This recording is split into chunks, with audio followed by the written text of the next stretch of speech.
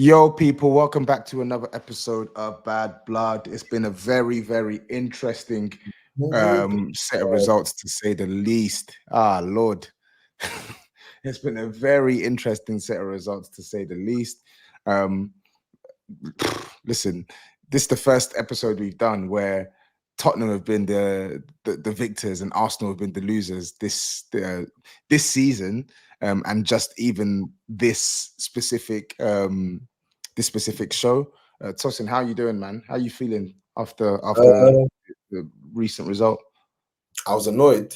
I was initially angry, but I feel good now. To be honest, Angry of who though? angry with a lot of people, but Okay, yeah, let's let's let's get let's yeah, let's get straight into that. I was angry with a lot of people, and none of them are a referee or VAR because it's a Yeah, waste of time. I was yeah, angry at yeah. Trossard for that disaster pass.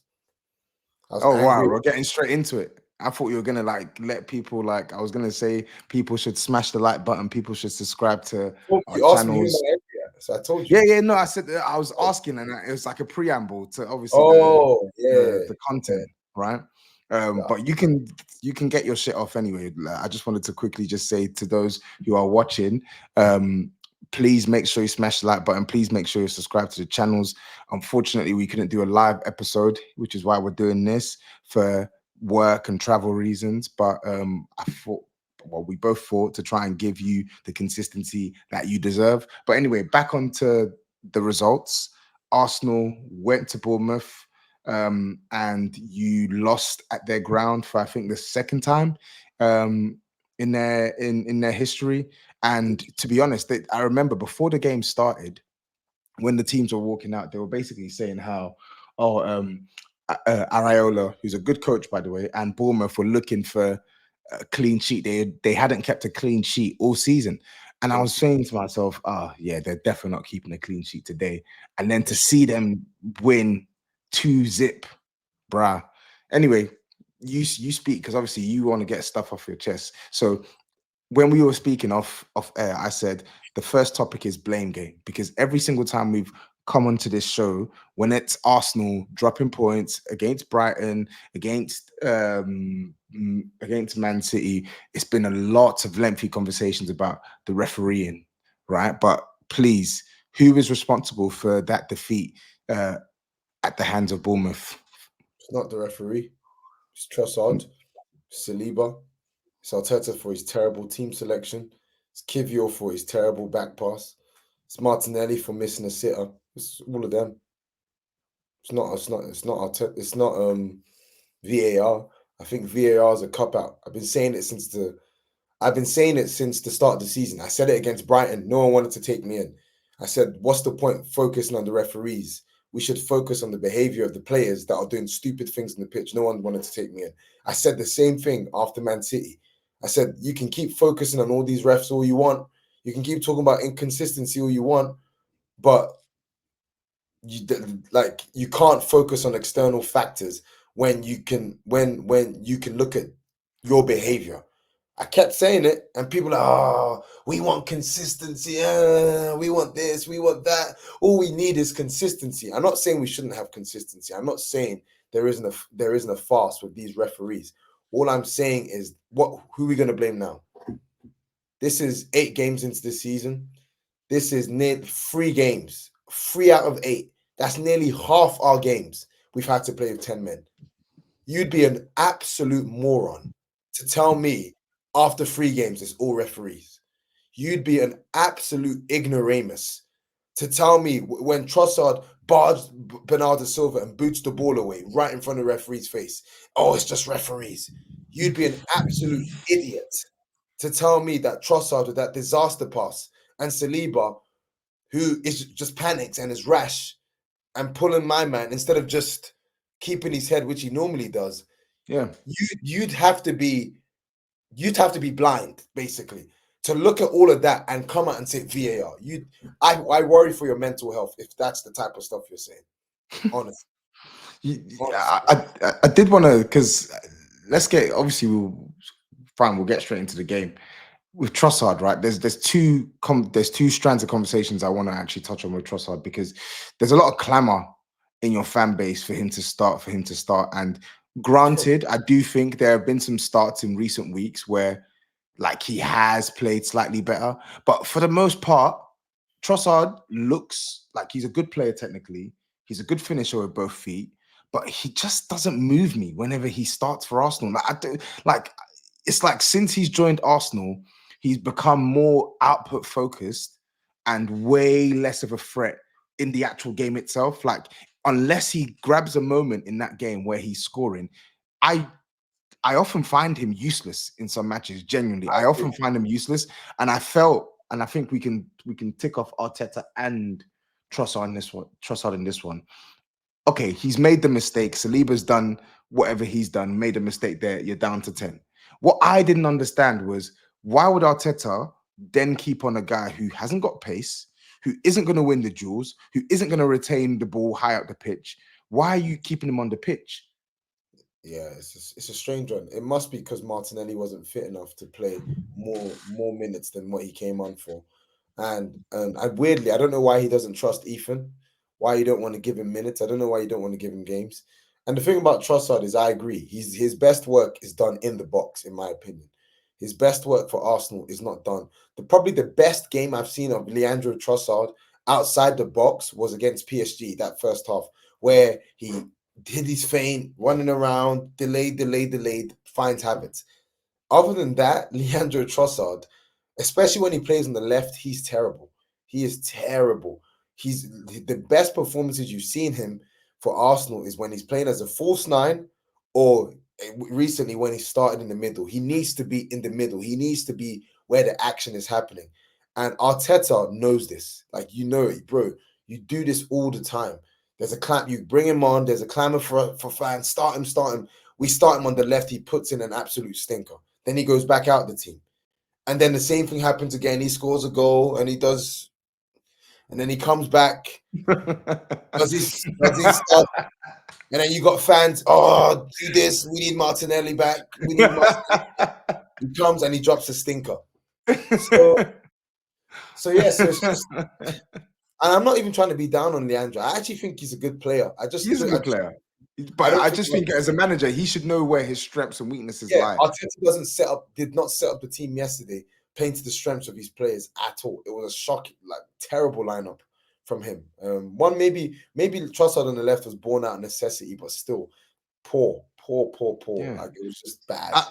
I know Martinelli's he's in this weird space where he's trying to rediscover his best form for Arsenal. I know he's scored a couple of goals in recent weeks, but I do know he also missed a big chance against PSG. Missed that big chance against Bournemouth when it was 0-0. But I just feel like in terms of the fundamentals for what Arteta wants of his wide men, stay high, try and compete in 1v1 duels, tracking runners, etc., etc.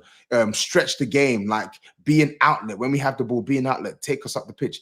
When I look at the fundamentals of what he wants from his wide players, like there's absolutely no way Trossard beats Martinelli in that department. There's no there's no way he beats him.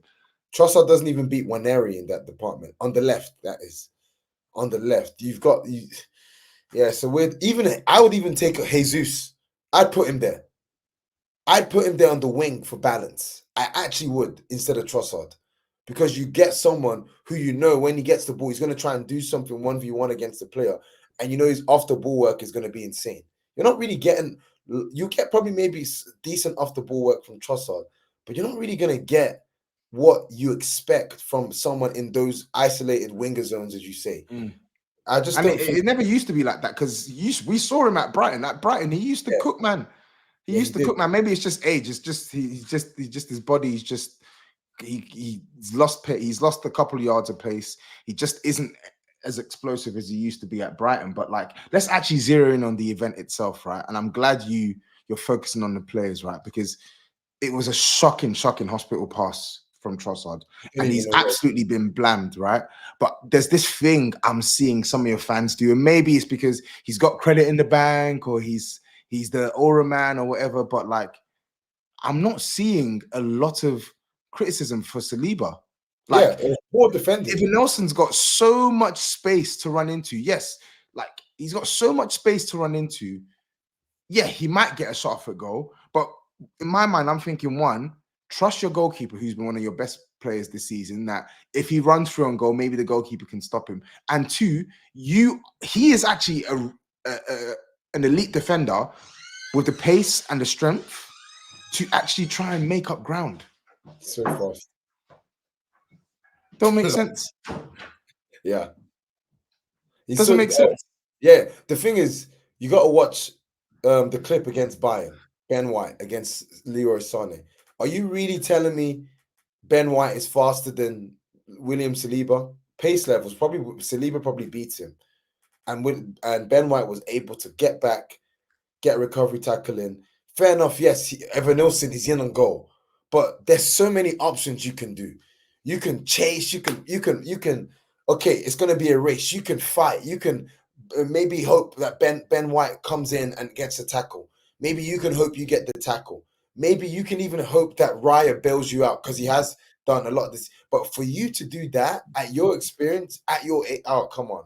That was pathetic defending from William Saliba. It was poor by him. Very, very poor. And he costs us now because he's not going to be available for Liverpool. Which is a blow, but I dare us to make excuses with that.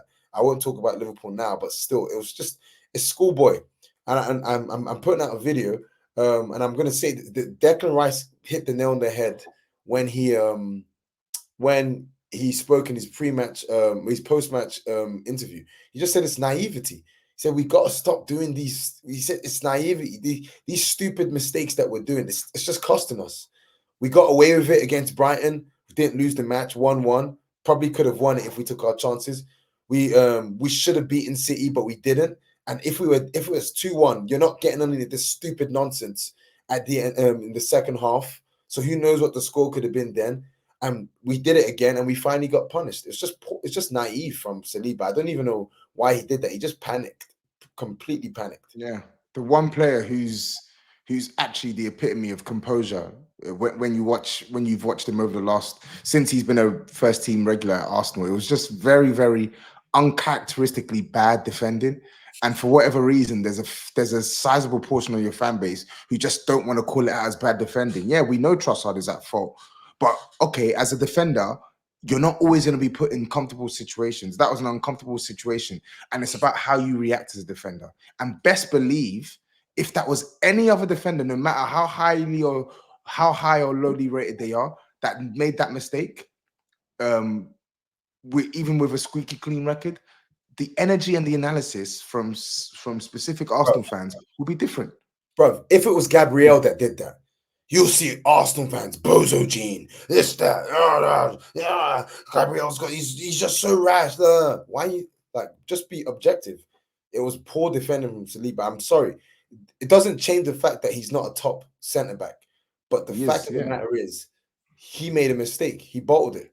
He absolutely bottled it. He messed it up for us. Totally did.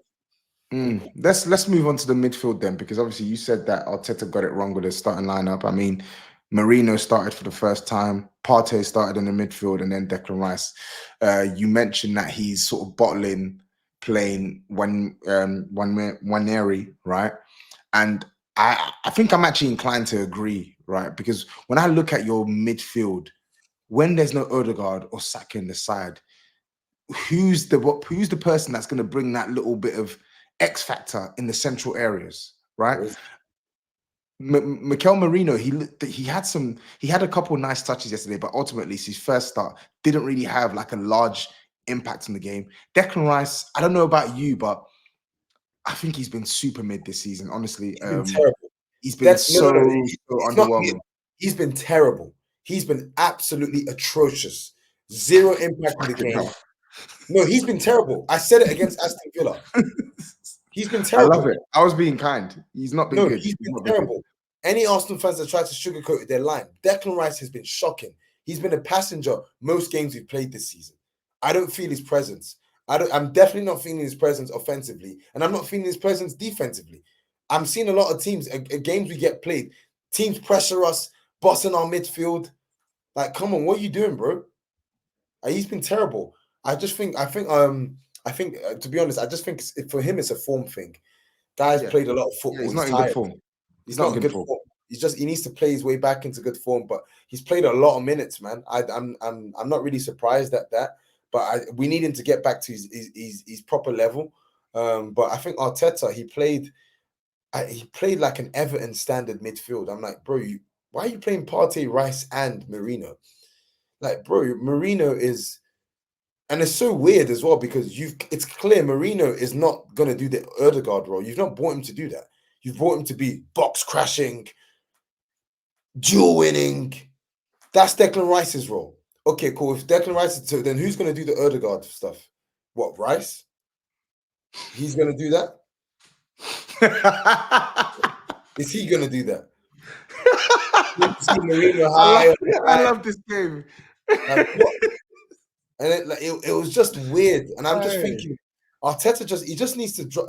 I respect him a lot as a coach, but he does things that are just so prideful and arrogant. Like, bro, dumb. Why do you? What makes you this genius? Like, why do you have to be this genius, bro? The guy is a number 10 offensive player. Play him. You backed him when you sold Smith Rowe and Fabio Vieira. This is what I don't get. I thought that was a big show of faith because you didn't bring anyone in. You backed him. You didn't buy anyone. You're basically saying you are going to be Odegaard's understudy. Now, Odegaard has been injured. My man's not getting minutes. How does that make sense? Make that make sense to me, bro. Like, and I'm glad you can't play this lockdown jihadi midfield. You can't do this. Like, it's ridiculous. Like this lockjaw prison break midfield. Like what are you doing? It's brawn and like, bro. It's a prison break midfield. It's like it's crazy. And I'm just thinking, I'm thinking, like, and I'm glad. I'm actually glad that we lost the match because it's shown him, bro. This is Bournemouth. If Bournemouth can do to you with this type of midfield, what do you think is going to happen when you play a better team? I dare you. I dare you to play this chemistry against Liverpool. I dare you. I dare you not to put it back to what's been working. When you put, even though Trossard is not an Erdogan, you put him in the middle, 100%.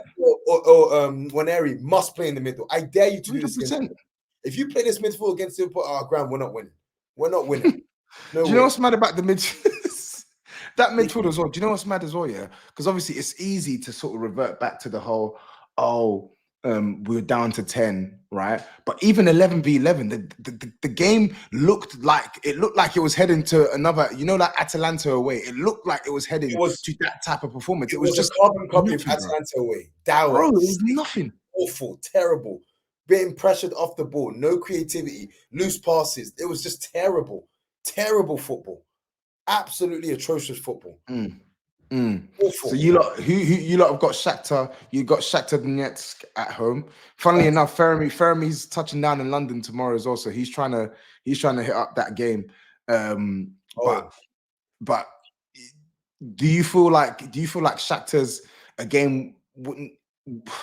Obviously, you drew to Atalanta. So I'm looking at your Champions League game. So you've drawn to Atalanta and you beat PSG, right? Yeah. Do you feel like he's going to risk it with Waneri and change the dynamics of the midfield in that game, or do you feel like he's going to try and maybe shift to Trossard there and play like a Martinelli or a Sterling out wide?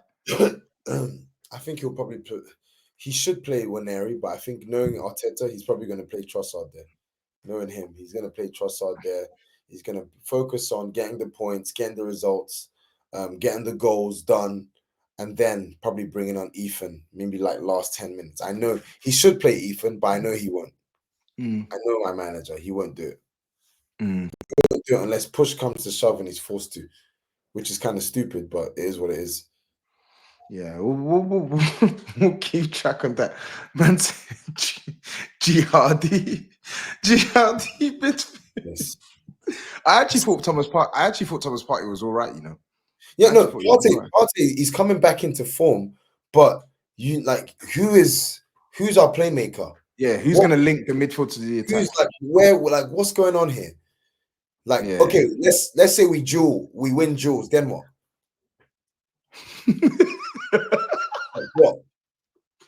What are we gonna do? Who's gonna thread the passes? Who's gonna break? Who's gonna do the breaking the line passes and finding finding Finding the attackers, finding Havertz. Listen, Havertz was crap. I say crap. Havertz was not good against Bournemouth, but I actually sort of not felt sorry for him because I don't like him, but I could understand why he didn't have a good game because ultimately there was no service. You couldn't really zero. play into him. Like he's having to do a lot of hard work, having to toil and toil and toil and lumping balls into the channels and making man graft, especially with a man less as well. So I don't know. Like I feel like when there's no Odegaard, Saka's the one that helps connect the dots, and he's the Yeah, one that helps try and create chances. And if he's not able to shake off his injury by the time you play Shakhtar at home, as a manager who's shown various strings to his bow, this is another time. Show it. Don't yeah, overcomplicate, like you said. Play the team that actually looks like they'll carry a threat offensively. yeah. And the thing is, you hit the nail on the head. He's adapt. He had. I can't. I'll give him credit. He adapted well with the Erdegaard injury. He adapted well to that and really found a solution with the team. And I think he just did not find a solution to to missing Saka as well as Erdegaard. So the team really, really struggled. I didn't even think Sterling had a bad game. I don't think he should have come off. I don't think He looked the only one like that he could looked actually sharp. create something. Yeah, he looked decent. And to be honest, let's say worst case scenario, Bukayo is injured, right? And he's injured for Shakhtar and he's injured for Liverpool. I don't think he'll be injured for Liverpool. I think he'll be back by then. I hope he will be. But let's say worst case, I wouldn't even be too mad at Sterling playing there. That's not our issue. The quality in the team is there. It's just how you're using your resources. Mm. I don't say what you want. Like people can say what they want. Oh no, Erdogan. No. I'm looking at this team. This team still has enough quality to get results. It still has enough quality to get a win against Bournemouth. I don't care. Like, good, Ari. This is not Barcelona. Stop it, man. Yes, the Premier League, but this is not Barcelona. This is not Bayern Munich. This is Bournemouth at the Vitality Stadium. We're a better team. We should be going there. We should be winning. Like simple as 11v, even 10v11. You still had a 1-on-1 against them. You put that away. You go 1-0 up. What's to say we don't just do what we did against Man City, completely lock it down and see it through to the end? We could have probably done that. So Mm. I'm not. Yeah, it was just weird. Mm. Mm. Okay. Well, looking ahead, so we've spoken about Shakhtar. Looking ahead to your next Premier League game, it's up against Liverpool. This season, it's up against Liverpool, who are currently top of the league, 21 points, 3 goals conceded. Yeah, man. Obviously, you got a 4 point gap that you need to claw against them. What's your expectation for that game? Win. We're gonna win. We need a win, and we're gonna win. You must at home. You absolutely need to You beat them. must. Even before Bournemouth, I backed us to win. I think we beat Liverpool. Slot is a good manager. They started off well. I don't think this is cocky or arrogant, but we're playing at home. We've probably got the best record against the big six in the league the past probably 1 to 2 seasons. We're becoming specialists in these types of games, and we're at home. I can't see anything but an Arsenal win. I'll be disappointed if we don't beat them. Honestly, I'll be disappointed with a draw. We need to beat them. Yeah, I think you do. I think you do We need need to to. beat them. And listen, Liverpool look strong, but I still feel there's chinks in the armor that a team of 100%. Arsenal supposed quality should be able to exploit at home. But we'll see. We will see. We'll see, because I feel like now we're really getting the fixtures that can give a truer measure of Liverpool's quality, right? Yeah, Because exactly. they stayed in the race up until, I would say, the last month and a half last season. So far, they've won 9 out of their opening 10 games, which is really, really good. Yeah. But I feel like if you look across the teams they've played, I would say at a stretch, Chelsea are the strongest team that they've played today. And even today, with a win against Chelsea, it wasn't like they blew Chelsea away. They were the better side, but they didn't blow Chelsea away. Chelsea were in that game for a considerable amount of time. So yeah, we'll keep a lid on that one. But I wanted to move across to the blue, or the white and blue side of London. Let's quickly talk on Spurs. Light work. We made light work of West Ham. Um, has the Would you say that there's been maybe it's too early to say this because that Brighton result is still recent memory. But we were speaking off camera, and I was talking about the fact that when you actually deep it, yeah, since that Arsenal game, since the Arsenal defeat, right, we've won 6 of 7 games in all competitions.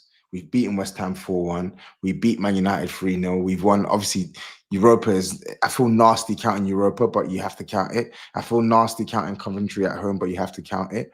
But really, I can only go off the Premier League results. So that's 3 wins out of 4 in the Prem. Obviously, the one loss being to Brighton away. Did you watch the West Ham game?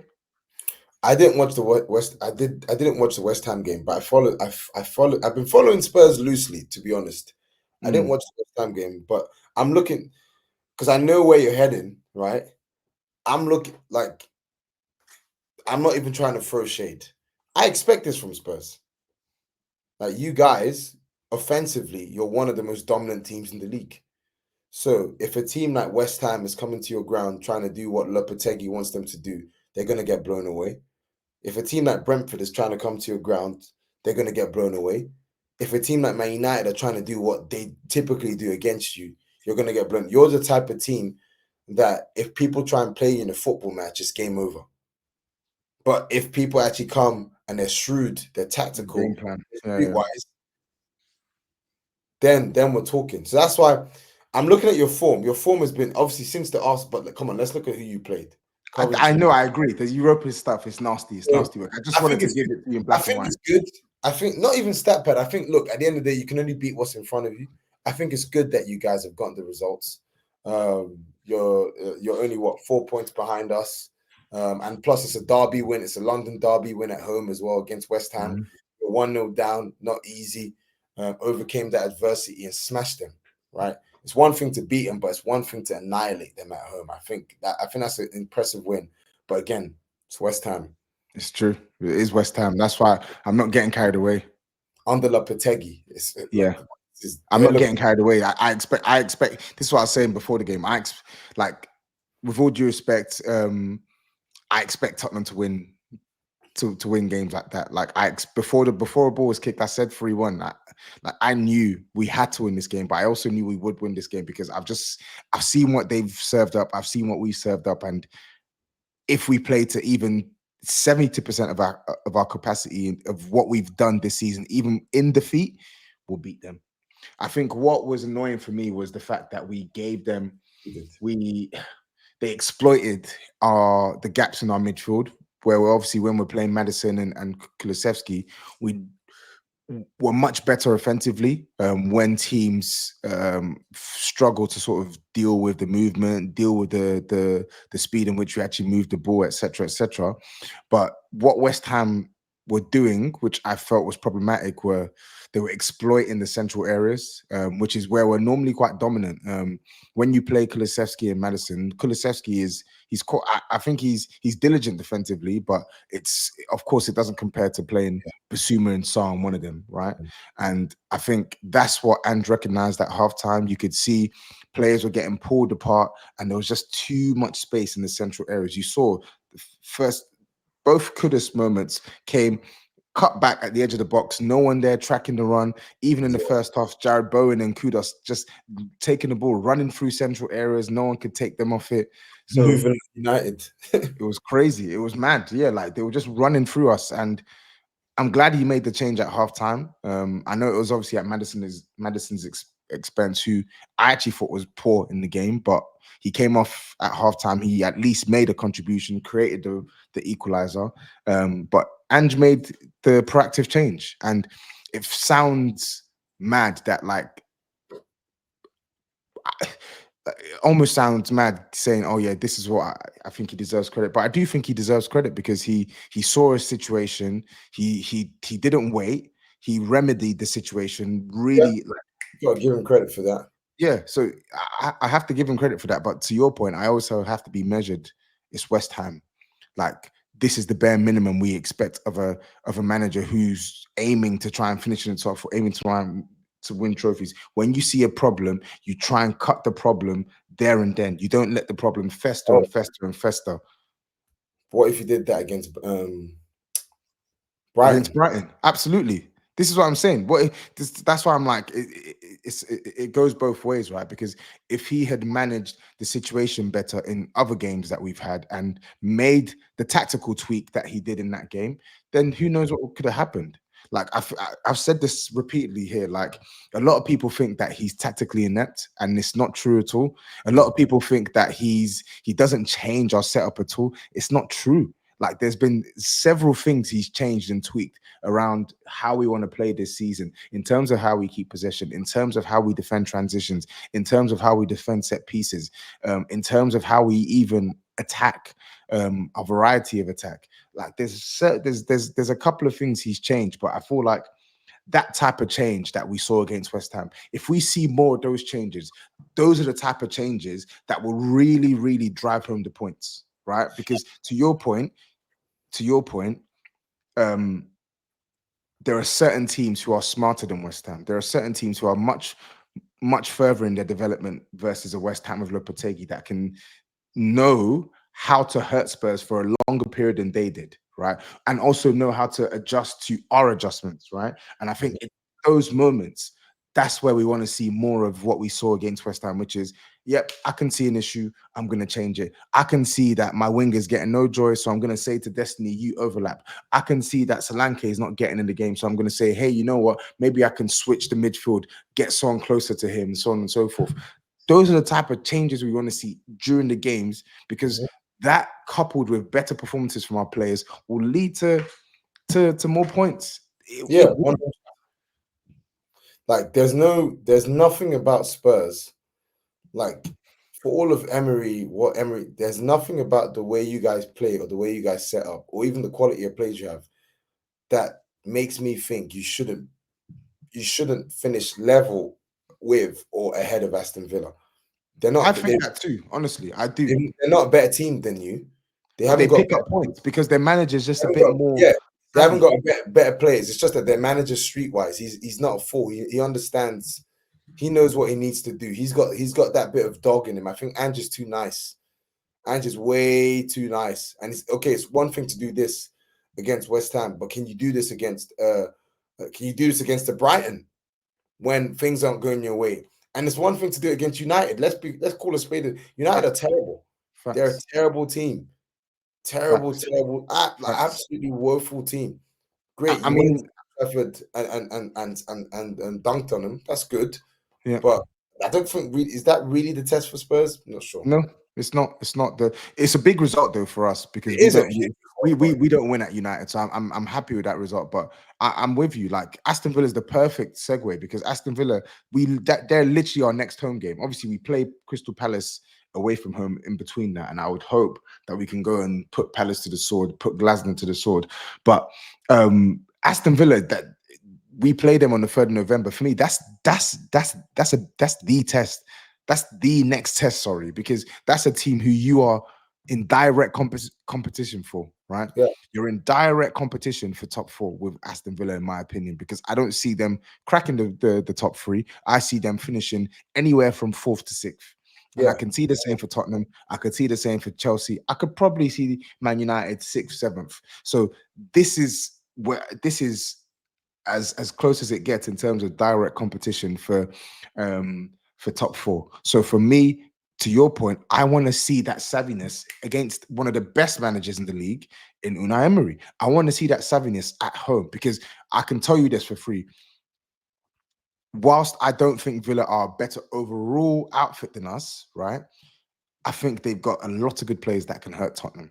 yeah, they do. And they showed that last year. They exploited the fact that we were missing players, and he made to your point, he literally made those changes at halftime. He saw they were getting punched up in the result, the fixture, this same fixture last season, and he brought on Tielemans to shore things up. He went to a 3-man. He was playing a 2-man midfield. He went to a 3-man midfield, added more control in the game, and then once they went ahead, that was it. We couldn't really penetrate. So, yeah, man, for me, that's the test. He's shown that he's got the capacity to beat Emery. We battered them at their ground. And if I'm being honest, I feel like when I've watched Aston Villa away from home, that Mm. The Fulham highlights, Fulham was probably I didn't watch the full game, but I looked at the stats, watched match of the day, read about it. That's probably the best performance I think they've had away from home this season. Yeah, Because they've looked very shaky away from home. I saw them yep, against Ipswich. Ipswich Ipswich move to them, bro. Move to them. Ipswich should have beaten them. Move to them. I don't. I think that's Spurs got to be looking at that game. Look, we're coming in. All you guys got to focus on is win. You just got to keep winning. So your tails are up when you play them, and it can. And knowing the way Villa play, I can see it being like an all-out shootout, basically. It will be because Emery plays that aggressive high line. He plays it. We play the high line as well. It will be. It Gonna will come be. down They to caught us. They caught us at the offside trap bare times at our ground last year. At their ground, we sussed it out and we made them pay. So let's see, man. Let's see.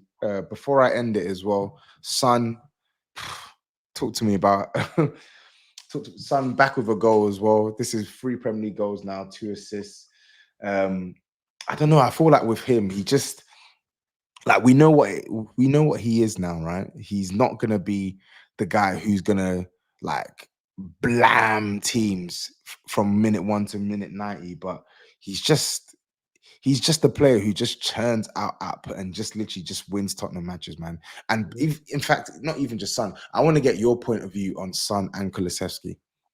Yeah, I thought you were going to mention Kulusevski. To be honest, I never understood the fact that he was a central guy. So, I thought he's someone. I actually thought he was a winger. I thought Spurs brought Nah, him to be a definitely winger, a central guy for me. and it's mad. He's actually a lot better in the middle because the thing is, he's good on the ball. He's good on the ball, and I think he likes to have a lot of the ball when he He plays. does. And players like that, you've got to harness that. You got to utilize that, right?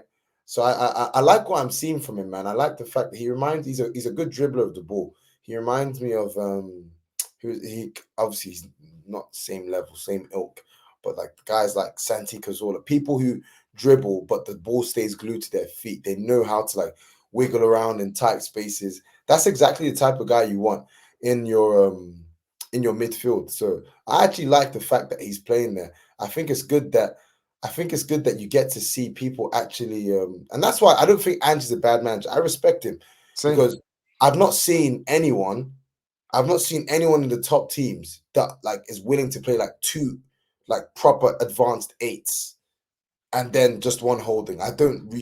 I've not seen that since when City were doing that with KDB and Foreign and Silver.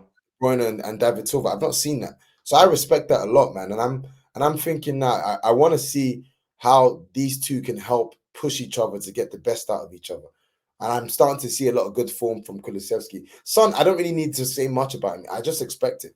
The guy he's when it comes to inside the box, he's elite in the Premier League. Like he's world class. Facts. You've probably only got the only guys you've got operating at a high level of proficiency and consistency when it comes to that is probably the likes of Salah, the likes of Haaland, But if you're looking at the Premier League, like gunmen, people who are going to get the job done in the box, it's Son.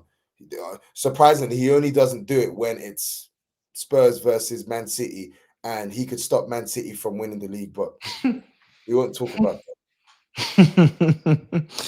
that. Anyway, yeah, no, I think I'm really happy for Cooley, man. I think when we signed him, we needed him on the right wing because our right wing options were just gash. But he said from the day he joined, he said his best position is central. And even last season as well, right? Last season, again, my hope was that we had signed a proper right winger so we can use Kulusevski less on the right and use him more in the midfield. I even said last season I want him to try and be like our Bernardo Silva, someone who can actually like play.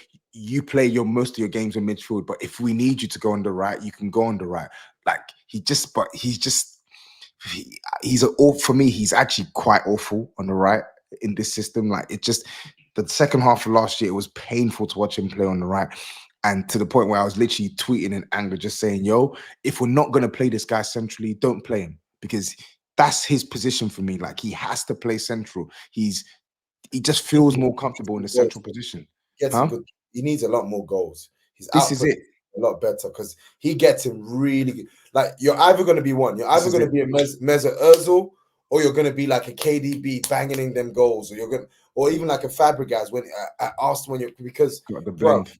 if you're gonna be a Mesut Ozil, then I need you to have mad assist numbers because if you've got great approach play and you get into the box, he gets into the attacking really then easy All like the for time. fun. All the time. Players have to work, but if you're getting in there for fun, bro, you need to be You need to be working on your shooting Facts. practice. You need to, Facts. add Keep talking. a lot more to your finishing. You need to get clinical now. That's what will actually take him to like the upper echelon in his game. Facts. He needs goals. Facts. Facts. Absolutely. Couldn't agree more. This is what we were talking about in the new Spurs Order pod. People, Touchline pods, check that out as well. We were talking about this, saying like he's playing well. Like this is what we want to see from Kulusevski, but we need more.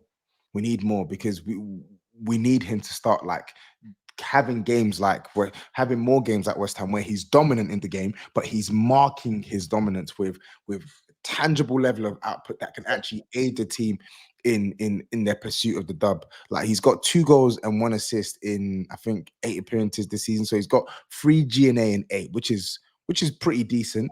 But we want more. We want more. Like him and Madison, they have the capacity to play better for Spurs. They have the capacity to put more numbers up for Spurs. They have the capacity to control more midfield for Tottenham. So, like you said, I really want to see them two wrestle. Madison, I think he's got 5 GNA in 8, but it's not even just the GNA. I think he's actually played quite well in most of our games. But you want more from Madison in games like West Ham. Same way you want more output from Kulusevski, right? So we'll see, man. I just hope that they can maintain their consistency throughout the season because I think that's probably, in addition to the stats, that's probably the main challenge for me with Kulusevski.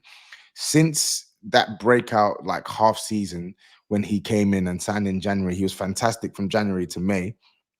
But the following seasons since then, he's never really put it together over the course of a full campaign. He's always played well in patches. So like last season, I think he front loaded his better performances in the first half of the year, where he was actually like he had some good performances, had some decent performances, had some mid performances, but the second half of the season was straight garbage. The year before that, the 22-23 season, it was the same. He front loaded his good performances at the start of the campaign. He was playing really well. Obviously, he got his injury, but he came back. He looked good. But then it went. We entered January 2023, and from January to May was just a sea of just awful performances. And that's my challenge for him. For him, when you aren't at the races, don't let your level drop so low that I'm literally questioning who this player is. And for Madison, when the going gets tough sometimes, I don't want his level to drop as well. Like these guys, they have a clear and discernible level of technical quality. And that, for me, that technical quality should always be showing, even when the team are facing adversity. Even Leicester fans been saying it. You know what they say about Madison?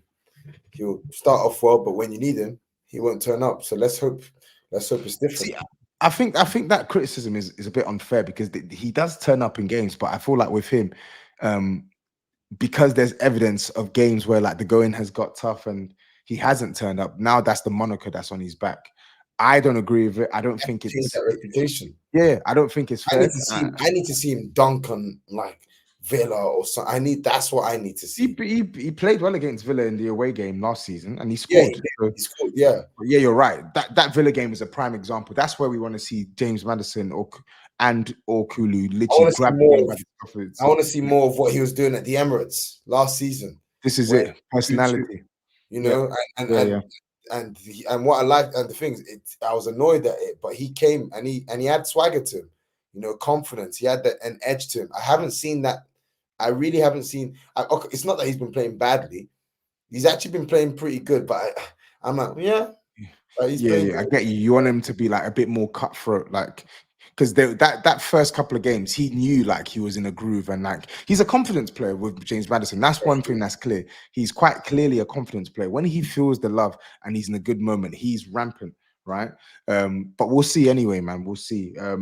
Anyway, Tosin, thanks for hopping on. Before I let you go, what have you said that you're in the process of dropping a video? You dropped a video. What video have you dropped? Oh no, it's just gonna be a post match thoughts about the Bournemouth. You know, like I want to shut all of these weirdos that are fascinated by VAR, like spending nights watching VAR, like fantasizing in your dreams about VAR. Like stop that. So I'm just gonna put a video just saying like, look, just focus on the team, focus on what Arteta did wrong. So let's focus on what we can do right. So I need to probably come out tomorrow morning because I need to Mm, figure out how to put mm. without this Well, big YouTube. well, yeah. When it comes out, people make sure you check it. This is gonna drop tomorrow afternoon. So by the time this drops, your video would have dropped. So I'll put a link to the video here as well, so people can go from this straight to the video. Um, but yeah, people, please continue to support where possible. Make sure you smash the like button. Make sure you subscribe to the channel. Please turn your post notifications on. As I said, we will commit to doing this every Monday, whether it's pre-record or live. And yeah, take care. Peace out and have a great week. See ya.